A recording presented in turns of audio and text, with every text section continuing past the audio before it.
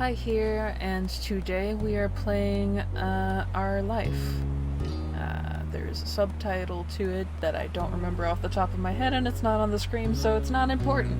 Anyway, this is a visual novel, as you might be able to tell from the start screen. And I have yet to even start up the game, so let's see where this takes us.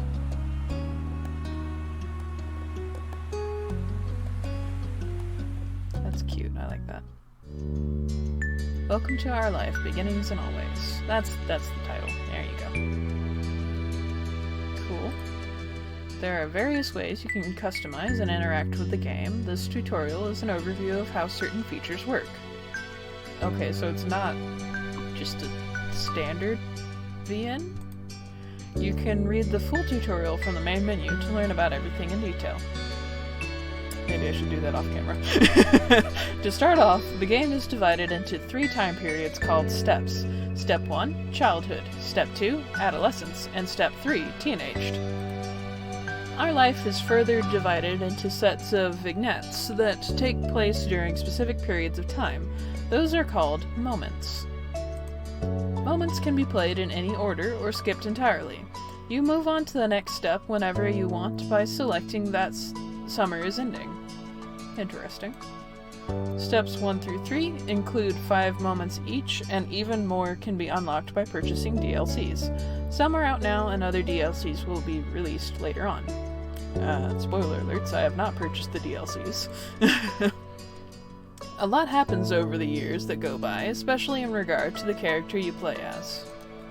You determine nearly everything about the main character: name, appearance, personality, pronouns, interests, skills, their relationship with major characters, and so on. You can decide to change the details as time goes on, with a few exceptions. Your last name, skin tone, and eye color can't be altered once set. Makes sense. Much of the MC's basic traits are determined on a character creation sheet. As the MC grows up, more options become available on the screen. As mentioned, one of the decisions you'll get to make for your character is selecting a name. You can type in any name you like, or you can pick a preset name. Preset options are called voice names because the name will be voiced aloud by the romantic lead. You'll get to hear him say your name as you play through the story. Ooh. Only the default name, Jamie, is included in the base game. Hundreds more can be added by getting a free voiced name expansion DLC, which I do have. If you're not interested in that feature, you don't need to add the name collection to your game file. Each name in the DLC belongs to, or was selected by, someone who supported this project.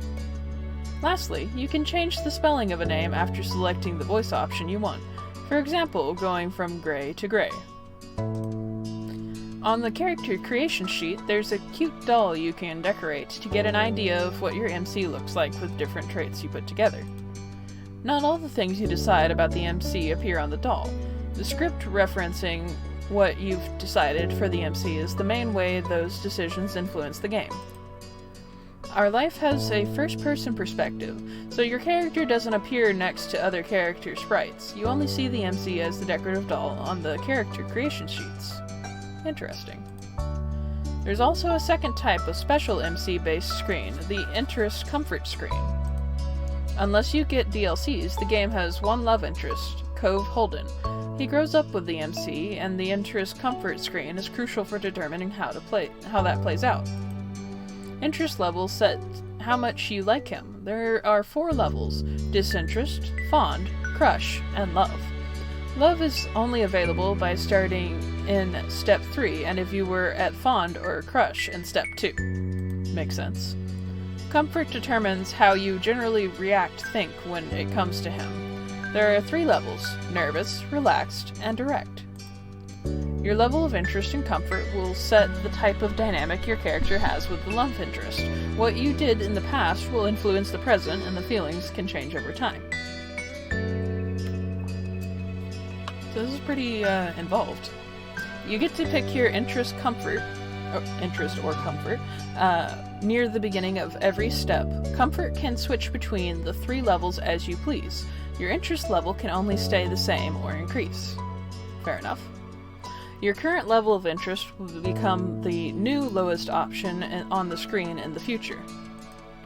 For example, if you decide to be fond in Step 1, disinterest will be gone from the screen in Step 2 and 3, which will make fond the bottom level option for your relationship. Interest level has an impact when it comes to physically interacting with Cove. While growing up, things are rather simple. If you get along with one another and have a close relationship, you can choose to touch him, and Cove will occasionally interact with the MC in lighthearted or comforting ways. But starting in Step 3, touching can become more romantic or suggestive if you're at crush or love. Ooh. To make sure things go nicely with that, there will be an extra choice to determine initiative level, and a bonus mini-tutorial that goes along with the choice to explain the feature in more detail. Basically, even if you decide you like Cove, the game won't force you to act on those feelings. You can always choose not to get together with him, choose not to accept or give romantic gestures, etc. If you decide to date Cove, though, you can't break up with him later. Not realistic. Interest comfort gets the basics down, but it's the choices that appear throughout the normal game events that decide what actually happens between the MC and Cove. As it isn't only the MC who is impacted by your decisions, Cove grows and changes over the years. How he's treated and what he experiences helps shape who he becomes. In Step 2 and Step 3, Cove's personality, appearance, and interest will vary based on what happened in the previous step. And it's something of a mystery exactly how your decisions ended up changing him. You can try to guess as you go along. Or, if you prefer, you can also just design your own ideal Cove directly using the Cove Creator option that pops up at the beginning of Step 2 and 3. Where's the fun in that? Making the choices you want is always more important than making a choice because you feel like you have to in order to get a certain result. When a choice does appear, usually you'll see that hovering the cursor over an option shows a certain color, yellow, blue, or green. The colors aren't related to specific points or effects. They're only there to give a bit of insight on the tone, emotion of the choice, since text alone can potentially be read in more than one way. Blue tends to be casual, straightforward, yellow more emotive, reactive, and green less certain, uncommitted. Though there are hundreds of options in our life, and not every choice menu falls in line with that pattern. Picking just one color every time doesn't give a gameplay benefit, only stick to a certain type if that's what you happen to like, otherwise switch between them freely. Always pick yellow, never pick yellow, pursue romance right from the start, never romance the love interest, be disagreeable or amiable, none of them will lead to a bad ending. You're welcome to enjoy the events and shape the story without reservation, and then, if you like, you can play again to try something new. There's only ever more good content to discover. We hope you'll have a nice time with our life. Thank you for playing. Oh, that's nice. Okay. Character creation screen. Yeah. I won't be chubby.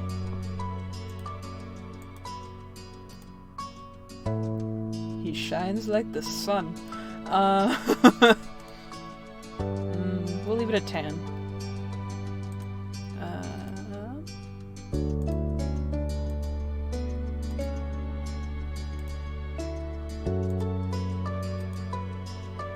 I don't know about these eyes. I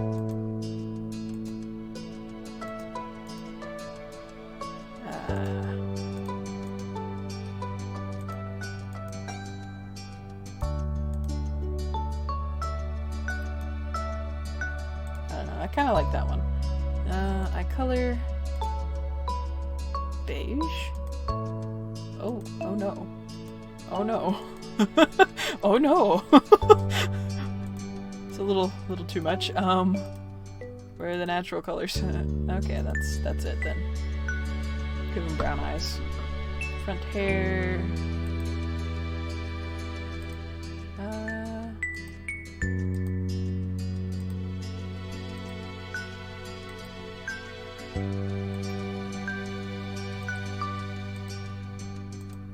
Most of this is probably going to get cut out in the interest of making a watchable video. Because there's a lot of There's a lot of options. Ta-da! We have Joy Jones, because I am creative. Let's continue. Oh, there's more. Oh no, there's more. Give me a minute. Alright, I think I'm done now. Just so you guys can kind of glance at what my settings are. If you want to recreate Joy Jones for yourself. Just a brief overview, not getting too deep into this, not gonna go over every single option and why I selected it. Let's go. Let's play the main game. Summer in Sunset Bird was a special time of year. Your usually sleepy town began to bustle, blah blah blah blah blah. It was a popular tourist destination with people coming from all over to enjoy the beach, the weather, and the relaxation that came with both. The smell of the ocean, crisp and salty, hung in the air, bringing 3 whole months of schoolless vacation with it. Yeah! I remember summer vacation. I miss it. During the summer, your moms didn't like to wander too far outside of your neighborhood, so you knew the area pretty well. That included the people. Families came and went from Sunset Bird, but they mostly stayed and did what your mom called putting down roots.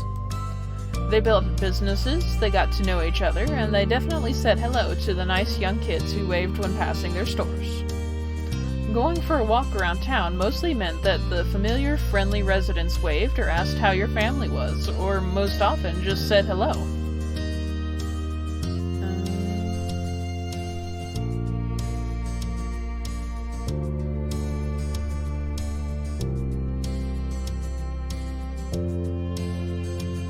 You ended up saying hi to a lot of different people, since most of the tourists that came and went every summer were the same ones.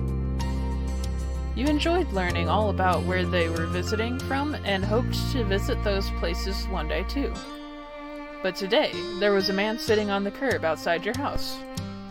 He was sitting with his head in his hands, his whole body slumped over, and you wondered if he was even a real person or a statue that had magically sprung up from the ground overnight. Whoever or whatever he was, you had never seen him before. One thing about knowing everyone in Sunset Bird was that people who you didn't recognize really stood out. It was rare for tourists to venture into the residential district, as your moms called it. So, for you, not knowing who a total stranger was set off a lot of red flags. Your moms had a talk with you and your big sister Lizzie about this kind of situation before.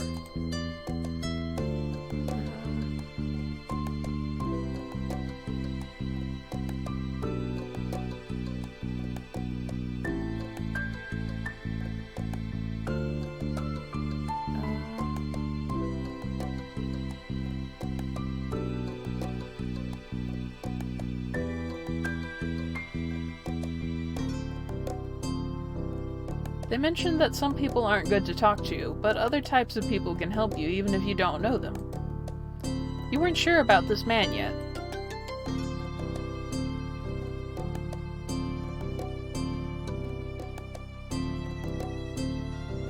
But you were pretty interested. You wanted to know more about what was going on. You slowed down, your eyes remaining fixed on the man. There was a split second where your eyes met, and you knew he was aware he wasn't alone on the street anymore. Hey! You raised your eyebrows at the shout. Did he want something? Is that why he was here? The man stood up and started to make his way towards you. Oh no.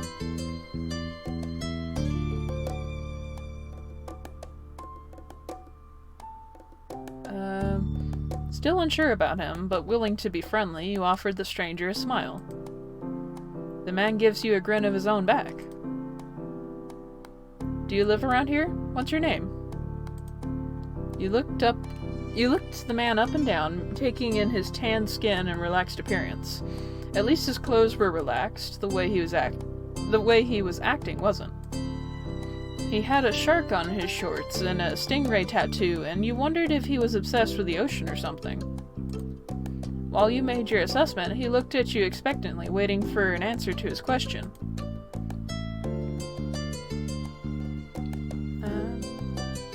Yeah, I live here. That's great. He looked happy to hear it, giving you a broad smile. Oh. He reached into his pocket and pulled out a clean $20 bill. It crinkled in his hand as he held it up to you. Even more confused than before, you looked back at him. Well... Was that a voice line? Well, could you do me a favor? Nothing bad. Sorry, I should have... Let me start over. Yeah, you kinda present as an unsavory character, sir. He cleared his throat and stood up straighter. From where you were standing, it just made him look creepier. Yeah. I have a son. His name is Cove, who's about your age. Oh, okay. That first one.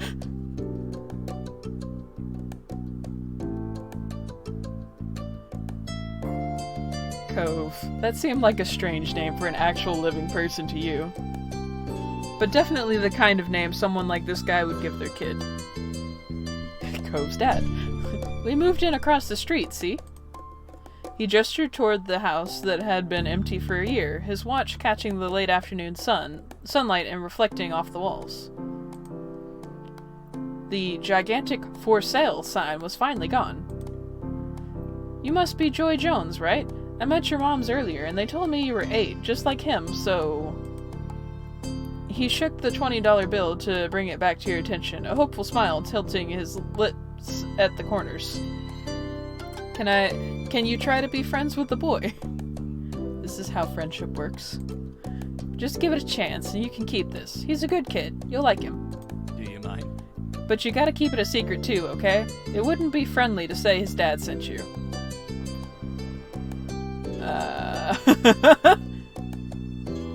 Did other kids really get their parents to pay for friendships? Had your moms done that for you and Lizzie? The thought made you frown. What do you say? Want to make a deal? You didn't want the money. No thank you, sorry. You deflated enough to notice, but not completely. Are you sure? Are you sure? It won't be so bad. Even if it's just for the summer, that'd be enough. That only made this sound more strange to you. Why does it lasting for the summer matter? When it was clear his initial strategy wasn't going to fly, he tucked the bill back into a back pocket and changed the request. I get it, you don't have to. Would you be comfortable with he and I coming by for normal visits? No money involved.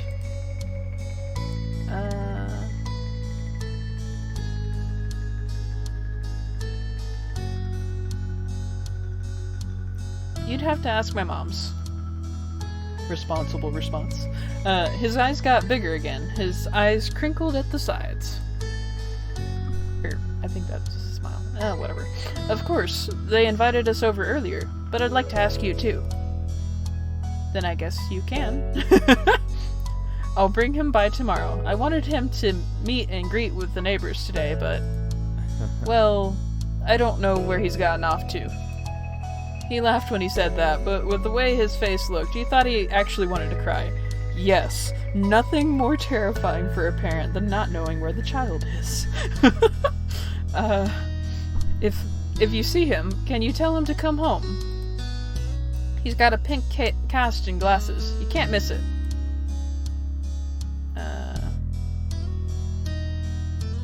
Okay. This definitely wasn't the normal way kids made friends. You knew that, but you were still going to help. The man smiled and reached out to pat you on the head, paused before doing so, then pulled his hand away instead. Your mom's already checking around for me. Such a thoughtful group you are.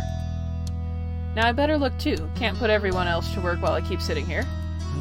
I thought he might come back and... That's not what's important. I have to go. Thanks again, Joy, so much. You jogged off down the street without another word. You decided to check the hills behind your house. Bad child. Step 1. First sight. The chirping of crickets in the tall grass greeted you, quiet and familiar.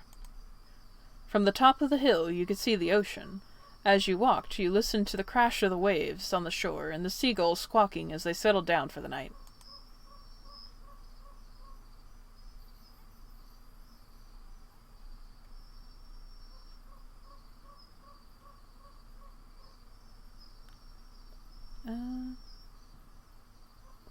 You love to hear stories about the sea, and about the merfolk and the sea serpents you imagine living far beneath the waves. Sometimes you could almost convince yourself you had seen the flash of a shiny mermaid's tail in the distance. You took a deep breath. You wanted to try to relax and couldn't. You weren't sure what, but something told you that you weren't alone, so you glanced around. Oh, hello. There was a boy sitting at the top of the hill, almost completely hidden with the long grass and white flowers surrounding him. His head was buried in his knees, staring ahead by himself. For whatever reason, probably just that he wasn't paying attention, he hadn't noticed you yet. You watched him a minute longer, feeling a little bit like you found a deer in the wild. Though deer didn't have...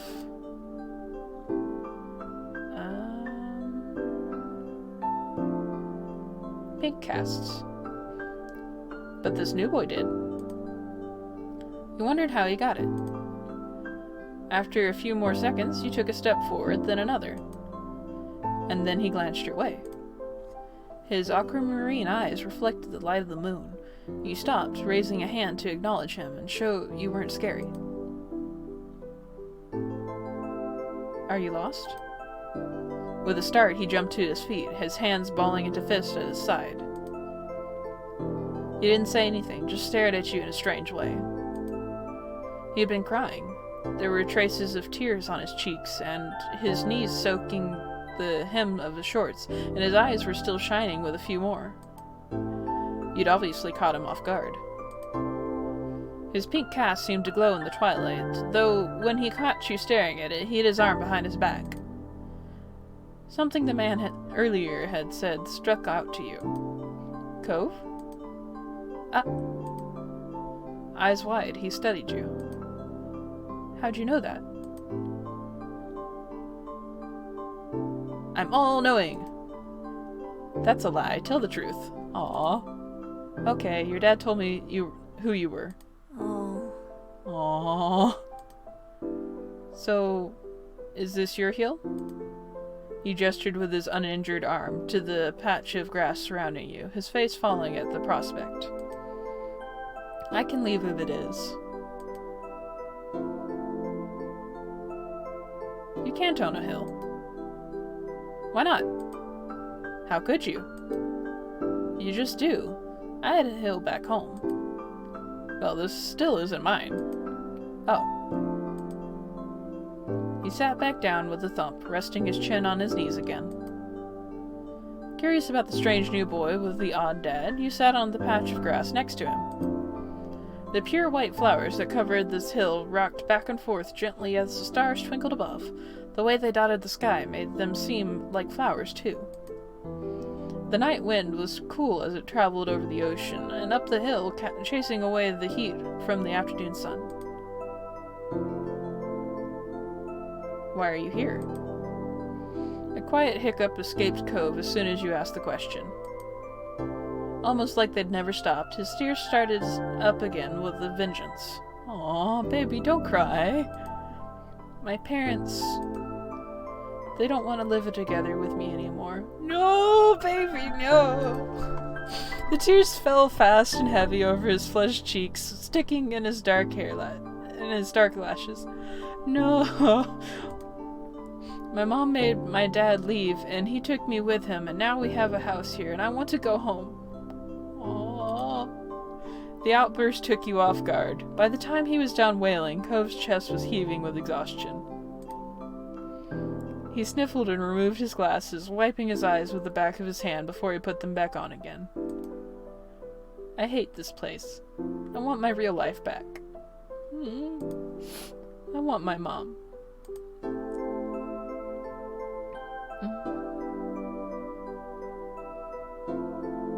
I'm sorry. He slipped his hands underneath his glasses and pressed his fingers against his eyelids.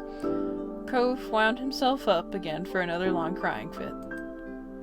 You felt bad for him being forced to come here with no choice. You couldn't imagine what it would feel like to live with only one of your moms, but it must be pretty hard. But from way off in the distance, you heard your parents. Joy! Cove! Oh, sorry. Kids, where'd you go? Cove looked at you, tears still clinging to his cheeks. Don't tell them we're here. I want to go home. I don't want to go back to that house. I want to go home.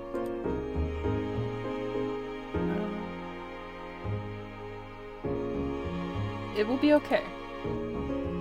You were struck by a sudden need to reassure Cove. It's not gonna all be fun, but isn't he your family too? Yeah, I guess. Then you can count on him when you really, really need him. You shot him a grin and pushed yourself to your feet. Slowly, Cove stood up with you, still looking a little reluctant. His dad's voice rang out again. Cove, can you hear me? He looked towards the sound of his dad's voice, silent, then turned away while rubbing his not bandaged arm. Sorry, I still don't want to go.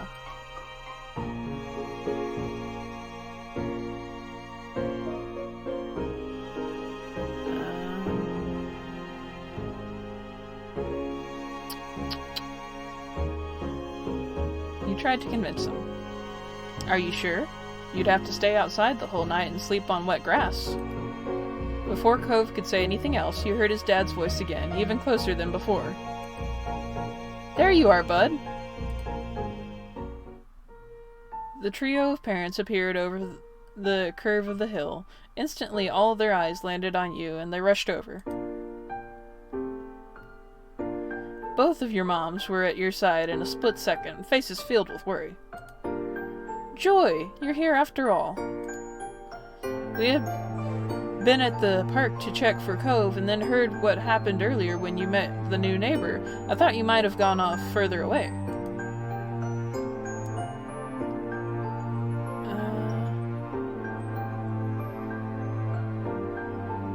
We're okay, don't worry. Thank God you're both fine. Were you two having fun out here? You looked over at Cove, who was wiggling against his dad's tight hug and pushing at his arms.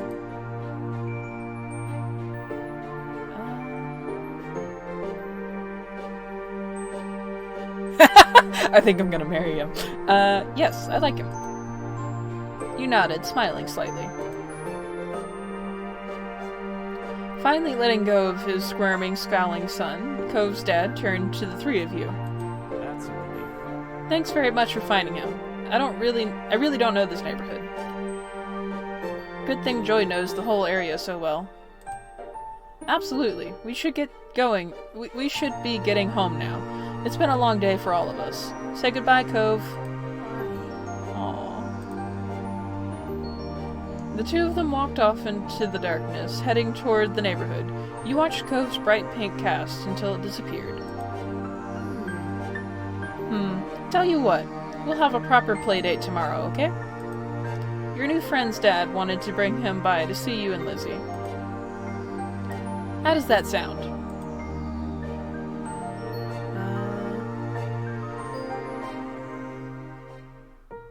Sure. Can I show him my stuff?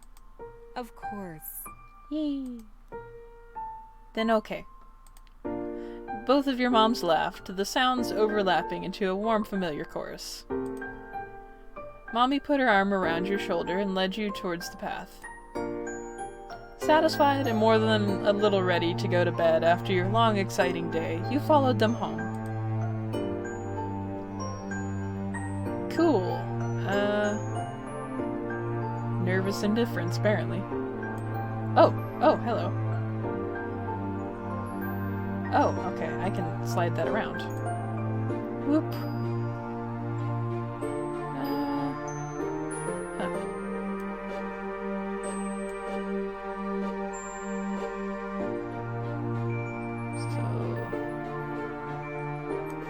Fondness.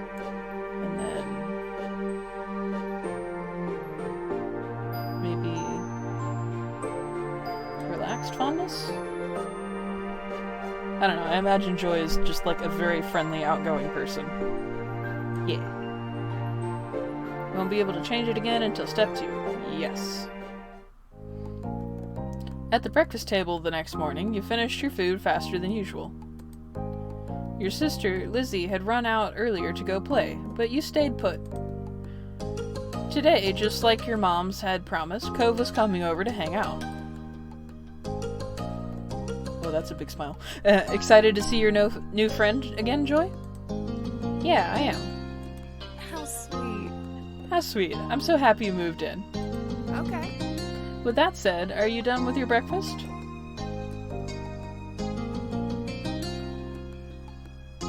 Yeah. With all the exasperation of an 8-year-old can muster, you look at your empty cereal bowl, then at Mom. Okay. Okay, attitude kid, we see. Good job, he should be here soon. Cleanup began, and then, on cue, there was a knock. It was hesitant, like the person wasn't sure they were in the right place. Still loud, though. We need to get a more obvious doorbell. I know. Joy, could you get it?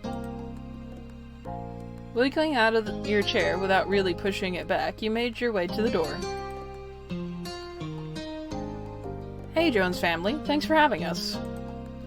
Mr. Holden, as your moms have called him, and his son were here. Cove looked different in the bright light of your living room, and when he wasn't crying. Oh, excuse me. With his dad standing in front of him, and Mom and Mommy behind you, you and Cove looked at each other. Excuse me. Pleased to see your new friend again, you smiled at Cove.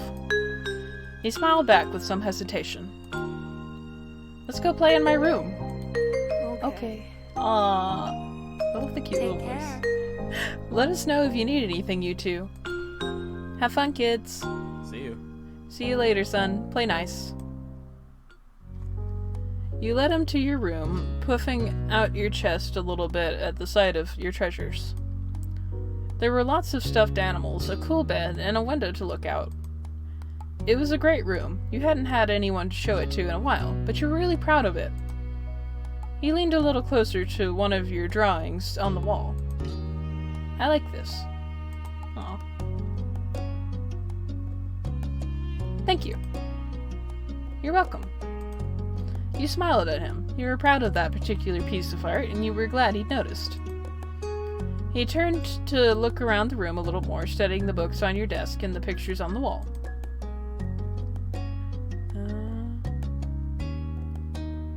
You hoped he liked your room. You had put a lot of effort into making your room as nice as it was. You hoped he didn't say anything bad about it. Then his eyes landed on the tiny box of beach things you'd collected tucked away by your door. He took his steps towards it before hesitating and pointing at it instead. What's that? A hoard of stuff I found on the beach. Oh. Do you have any driftwood in there? Dragging the box into the middle of the room, you and Cove flopped down next to it. You think so? Yeah, see? I think so. Reading is hard. You gestured to a piece at the bottom, still covered with specks of sand. Neat. This is a good collection. You got the sense from the tone of his voice that he wasn't just saying it to be nice, or to be like Shiloh. He actually meant it. Who's Shiloh? Oh right. I almost forgot. Shiloh's gonna be here today. Oh, another friend. Shiloh? Lizzie's friend, or like, her #1 fan, I guess? Oh no. Do I have to see him? Whoa, okay, that's a lot of hostility. It should be okay. I mean, he's Lizzie's friend, not mine, but you know. Come on, check out my shells some more. I found this one under a big piece of seaweed that had washed ashore, and you pulled out seashell after seashell, explaining where you'd gotten each one and holding them up against the light. There were big ones, small ones, pink, purple, and orange. Most of them you washed off in the bathroom sink when you brought them home, cleaning off the sand.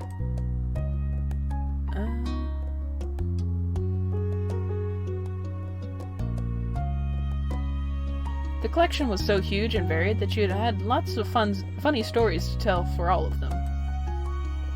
Apparently fascinated either by the stories or by the shells themselves, Cove listened with what looked like the full force of his attention. Like when you almost got pinched by a hermit crab while searching for shells after watching him scuttle back into the ocean, you found another empty shell that was almost a twin to his home. It was a new experience to be the center of such dedicated focus. But Cove hadn't been mean to you, so you didn't mind. You smiled at him every now and then while showing him your collection. "Kids, come down to the living room." You could tell the idea was making him unhappy, but Mommy wasn't giving you much of a chance to hang around. Cove hadn't been like this meeting you. You guessed it was because he thinks you found each other by accident, not that a parent made it happen. I mean, fair enough. Mr. Holden must be right that telling Cove his dad was a part of that would be a bad idea. Before you knew it, you'd both been escorted downstairs and deposited in the living room, ready for Shiloh's visit. Blah, blah, blah. The two of you sat side by side on the floor of your home's entryway. I brought the box of shells. I want to keep looking at them. Great. Bust it open. We can keep looking while we wait for Shiloh. Cove reached in and pulled out a big orange shell. Oh. Like he hadn't spoken aloud yet. What? Like he hadn't spoken aloud yet, he turned to you and held it up, his eyes shining. I think this one is the best of them.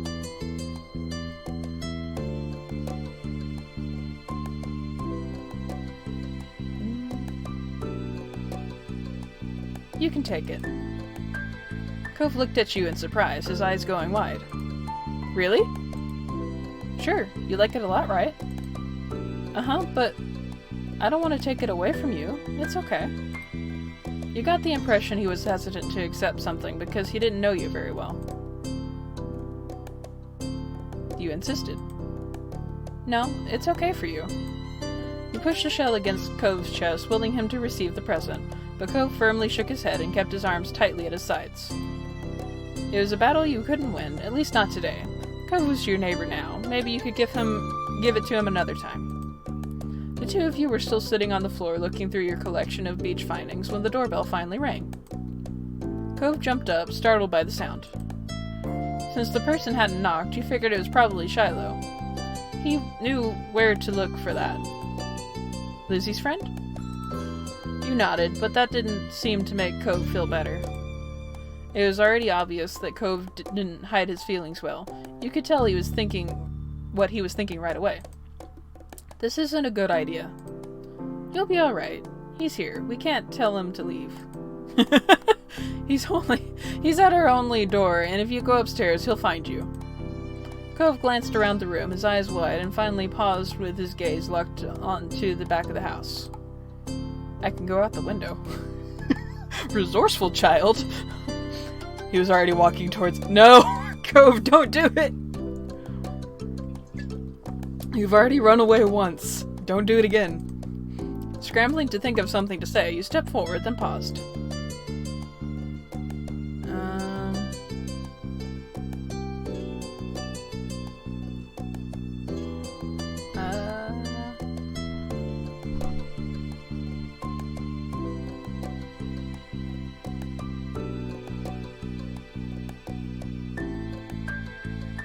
Shiloh is the least scary person alive. Every single bunny rabbit is scarier than Shiloh. But I don't want to see him. I don't know him.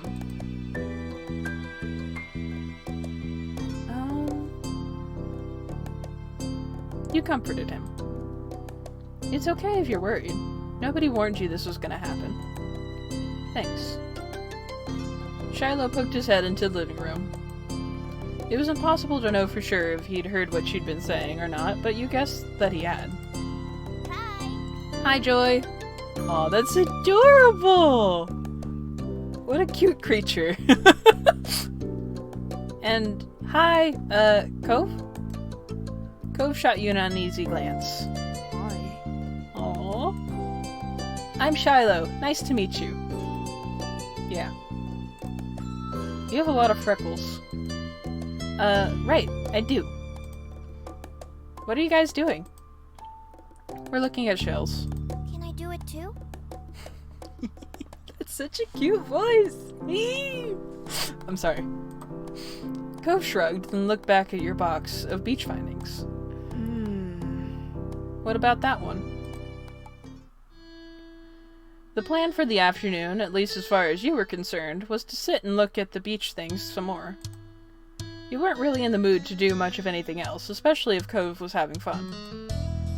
Hey, check out this scallop shell I found. Cool, right? It's pretty cool. It's a pretty color. La la la. Kinda like my cast. The beautiful glittering pink did look a little bit like the wrap around his arm. Pink is a nice color. Oh, that was Shiloh. Oops. Okay. What? That was not the correct response, Cove. Is it your favorite? Not really. What is? Maybe green? Or blue? Might be yellow. Very decisive child. Oh, those are all cool. I guess. Aw.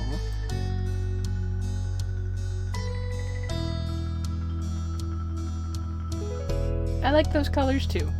Awesome. Both of them smiled. Like usual, it didn't take long for Shiloh to get fidgety. Lizzie was his favorite. Without her around, Shiloh didn't seem to know what to do with himself. And Cove wasn't like your sister. He wasn't that much like you either. Is Lizzie coming back? I don't know. Aww. Where'd she go? I think she's at the beach, probably. Is she playing at her park? Cove's eyes lit up at the mention of the park, and he looked towards you. There's a park? Yep, but it's old. Can you show me? I want to go. He started getting up before you had even answered, and Shiloh jumped up beside him in excitement. Really? You do too, right, Joy? The park is fun. No. The park is pretty gay. Yeah. Yeah, it's right at the beach, so there's lots of fun and stuff to do, and lots of sand. It has a jungle gym and a bunch of swings. That sounds like it could be cool. So, are we going to find Lizzie? I don't know. I never really wanted to see her. I just want to check the park out. Adrift without any direction, Shiloh finally turns to you. Okay. He perked up. Both boys wanted to go. It was only fair. After getting permission from your moms, the three of you were ready to head out. It was a short walk to the park. Lizzie had convinced your moms that it was so short she should always be allowed to walk there by herself. When you found her, she was hanging on the jungle gym, swinging back and forth. Hey, Lizzie. Her face lit up when she saw you. Blah, blah, blah, blah. When she saw you, her big brown eyes going wide. Joy! Shiloh! Hi! She dropped to the ground and landed with a soft thud in the sand. In a split second, Shiloh had abandoned you and abandoned you two and scrambled over to stand by her. You were used to being left out when it was just the three of you, but now Cove was here. You wondered if he would leave too. Who's that? It's Cove. He's new. Hi. I remember. Hi, Cove. Welcome to my park. Nobody ever comes to play here, so this is where we get together. She gestures widely with her arms as if to present the area to the newcomer. Without interrupting Lizzie's speech, Cove whispers in your ear, quiet enough that the others wouldn't overhear. I thought kids couldn't own places like parks or hills. You couldn't help but laugh a tiny bit. While Lizzie continued talking, you took the chance to kick off your shoes and wriggle your toes through the warm sand. Nice, huh? In this neighborhood, I'm the one who comes up with the ideas. You are? Uh-huh. Yeah, I am. Who else would handle the job? Lizzie is the oldest. somebody have a little crush on Lizzie. By a lot. My mom said you're Joy's age. Yeah. Thought so. I'm still the only one in this group with double digits. How old is she? What about other kids? Other kids? There aren't any. We're the only kids here, and Shiloh is just visiting from another place. Not even tourists really bring their kids here. This is a land of ancients. Be careful that the oldies don't try to steal your youth. Aww. For a second, it looked like he might cry again. No! But something in his eyes shifted, and he looked back at Lizzie. What kind of old people? Like moms and dads or grandparents? Grandparents who don't have kids. They hate kids. Why? We haven't done anything. You know, you're a smart kid, Cove.